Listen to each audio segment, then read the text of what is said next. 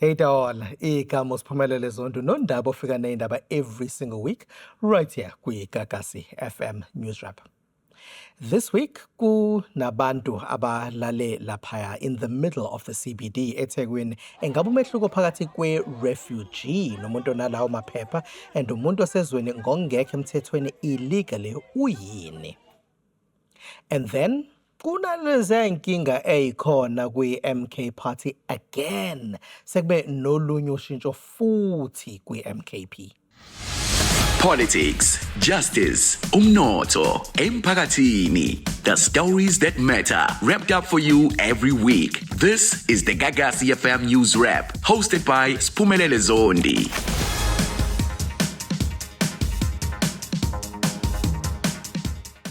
Kunama refugees, abantu abathi banamaphepha i-refugee status to be in the country. They're here legally, ngokusho kwabo labantu. Kodwa ke bathi they feel unsafe in their communities now, and abanye bathi they've even been attacked la behlala khona kulezo indawo. Balale outside the Durban Central Police Station, base beyasuka kolala outside the Diakonia Center. Kuneyinkinga ehlukahlukene ke abathi babhekene nazo in those communities asebebaleke kuona to look for safety emaphoyiseni and at the Diakonia Center. These people, they came for refugee social services.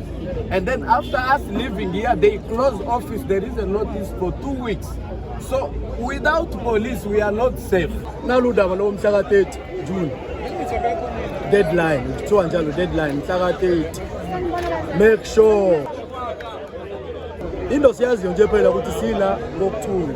Siphile ngokuthula. Imagine lo mhlambe balekile kubo ngenxa kuyaliwa. Ngifike nje ngithi i-refugee ngamukela ngani ngamukela ilokhuza ne-immigration and the Department of Home Affairs bangamukela. Enye inkinga khona ile date ya Nqamla Juqu of the 30th of June ukuthi akusafuneki umuntu who is not from South Africa la South Africa. Kodwa ke bathi labantu who are outside the Diakonia Center bona they here legally baze bethathwa iwona uhulumeni bethi bayo verify ama documents abo ukuthi are they here legally or not. Bathi ke bathole nje ukuthi it's only 2 people kubantu abaceshe bafike ku 500 who are here illegally noma who don't have documentation to be in the country and therefore undocumented. Majority yabo kuthiwa they are here legally ba ama refugees. I-refugee umuntu obalekela izimpi la ebaleka khona ngoba mhlambe kuyaliwa ngezinto ezihlukahlukene. Ungacabanga amazwe afana no DRC, ungacabanga amazwe afana no South Sudan, ungacabanga amazwe afana no Syria ake abanezimpi. Abantu ke then run to countries othola ukuthi anevumelwano esikhathi esiningi with the United Nations, which South Africa is one of them, ukuthi bathole i-safety. Akhona ke namanye ama countries bakhona nako Finland, bakhona nako England, bakhona nako USA, bakhona nako Malawi, abanye bakhona nako Kenya, because they're looking for safety. Uhlukile ke lo muntu kunalabantu. For example, mawuzocabanga laba ababoshelwe ukhiqiza ama drugs Northwest, there were Mexicans, there were Zimbabweans, there was a Mozambican. Kulabo bantu sebevelile enkantolo bazigebengu labo bafike e-country illegally and they are here without any documentation. Okuhlukile ke lokho kunalokho. Kodwa ke i-March and March kulokhu kwathi inhlo ithi umuntu oyi-refugee ayifuni ukuthi eze eSouth Africa ngoba bathi akhona amazwe awomakhelwane. Mawungacabanga yona i-DRC for example, umuntu uma eyi-refugee esuka e-DRC amazwe awomakhelwane fana neRwanda. iRwanda ithi sebakhona kosake samuza Paul Kagame naye ethi ngathi akasathandisisi ukuthi babe seRwanda. Akhona amazwe afana no Zambia for example awomakhelwane. Kodwa ke nangu uJacinta Ngobese Zuma wayo i-March and March eyichaza lento. Home Affairs awungagcini ngokuverify ama-documents abo.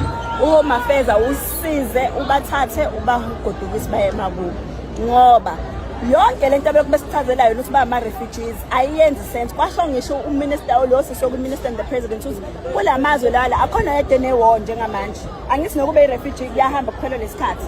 So njengamanje Home Affairs uyoverifya ini ngoba thina ama-South Africans nathi silindele impendulo ku-Home Affairs ukuthi lama-refugees abalokhu besilethela wona la ezweni umayelana nani if ayikho impi ekhona e-Afrika njengamanje.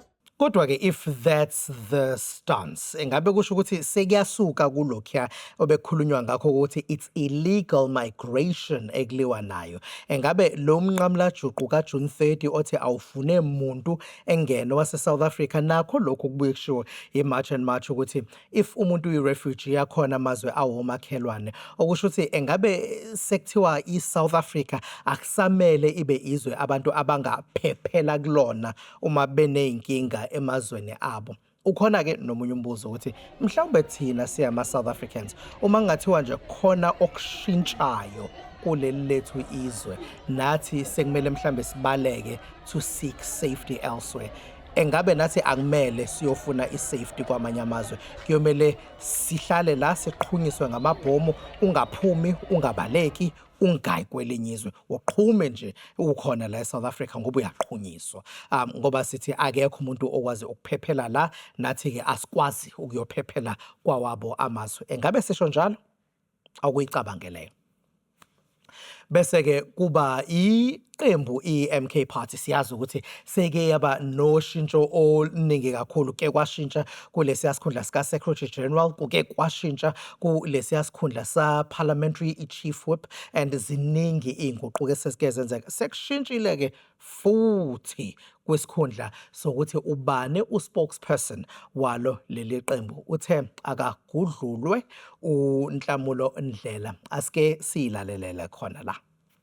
The national leadership of Umkhonto Sizwe Party has decided to integrate the institute into the broader organizational policy-making machinery, reporting to the Secretary General.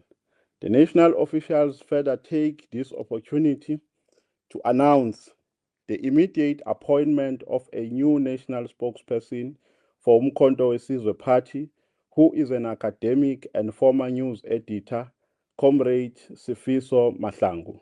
The national officials also take this opportunity to thank Comrade Nhlamulo Ndlela, who held the fort as the inaugural national spokesperson of the party, as he steps down from the role of spokesperson both in the party and in parliament with immediate effect. Sibonelo umvalo ke loyo we-MKP echaza inguquko ezikhona kodwa ke undodakazi waye umphathi weqembu uJacob Zuma uDuduzile Zuma loyo uthi khona okunuka santungwana la ungathi indlela echaza ngayo you would think ukuthi there are camps maybe asequbukile ngaphakathi kwayo iMKP ngoba into ayishoyo ku social media ukuthi uNhlamulo Ndlela lo seems to be a sacrificial lamb yanoma yini eqhubekayo lapha kuyona iMKP so icela ivuthiwe ke ngoba asiqali inkinga la bese kuba ke udaba olubaleke kakhulu lokuthi uDuduzile ngenkathi eposta khona lapha ku social media wakhe uke wabika into ethi umuntu ongenile kulesikhundla uSifiso Mahlangu. Sifiso Mahlangu uke waba i-editor ye The Star uke waba i-editor lapha kwi The New Age uyakhumbula ukuthi kwakuyiphephandaba elalihambisana ne-TV station okwakuranwa ilomndeni wakaGupta nawo ethi ufunwa bomthetho la eSouth Africa. Into ayishilo ke uDuduzile ngakho lokho nangaye uSifiso Mahlangu ukuthi wake waba khona ngenkathi lidiscusswa leli qembu ukuthi lisungulwa kanjani and he was integral kulona about 3 or so years back uyintatheli uSifiso Mahlangu and ubeyintatheli ngaleso sikhathi ubeyi-editor ye-newspaper The Star ngaleso sikhathi ngakho ke kona kuyathusa ukuthi uDuduzile uthi umuntu obeyintatheli at the time an editor of a publication at the time is involved ekusungulweni kweqembu lepolitiki or is involved in politics at all because into sesisho ukuthi imedia is the fourth estate. Ngakho ke ayikwazi ukuyibandakanya kwizinto zepolitiki because they're the ones who should be holding politicians accountable. Mhlawumbe uyokasichazele yona uMahlangu ukuthi engabe ubeqonda ukuthini uDuduzile Zuma umethi why involved kodwa mawubheka ama timelines ukuthi lo 3 years awushoyo ulaphaya kuyintatheli kuba intatheli or the editor of The Star.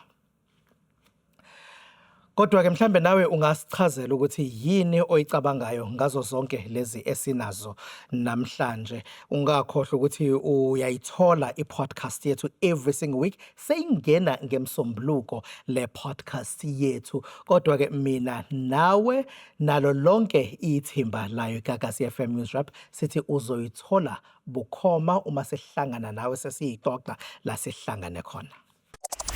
Catch a brand new episode. You can watch the podcast noma ungalalela i-podcast kwi-app yethu noma inini noma kuphi. Gagasi FM News puts KZN first.